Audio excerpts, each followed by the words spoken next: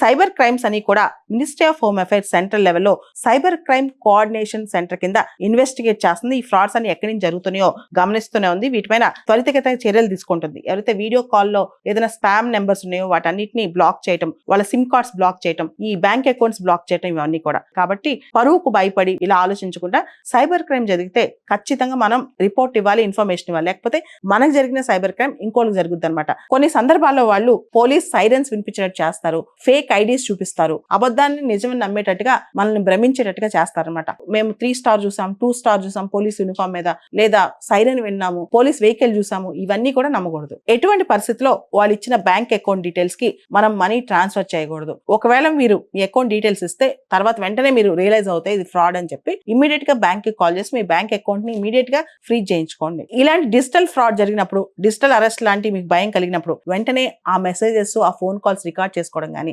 Screen shots తీసుకోవడం కానీ, తర్వాత ఇమీడియట్ గా హెల్ప్ లైన్ నెంబర్ ని కాంటాక్ట్ చేయడం, 1930 కాంటాక్ట్ చేయడం కానీ అస్సలు మర్చిపోకూడదు. ముఖ్యంగా మనం భయపడకుండా వాళ్ళని గనక పట్టివ్వగలిగితే ఇంకా చాలా మందికి మెయిల్ చేసిన వాళ్ళు అవుతాం. ఎప్పుడైనా మనకి కొత్త వ్యక్తులు కాల్ చేస్తున్నప్పుడు, కొత్త వ్యక్తులు వీడియో కాల్ చేస్తున్నప్పుడు ఇమీడియట్ గా మనం చాలా మైండ్ అలర్ట్ అయిపోవాలి. అదే విధంగా కొత్త వ్యక్తులు అడుగుతున్నప్పుడు ఇమీడియట్ గా మన ఐడి గానీ డేటా గానీ వాళ్ళతో షేర్ చేయకూడదు. అతి ముఖ్యంగా గుర్తు పెట్టుకోవాల్సింది, మన ఫోన్ లో అంత యూజ్ అయినా కాకపోయినా ఒక రిలయబుల్ సైబర్ సెక్యూరిటీ యాప్ కూడా మన ఫోన్ లో వేసి పెట్టుకుంటే మంచిది.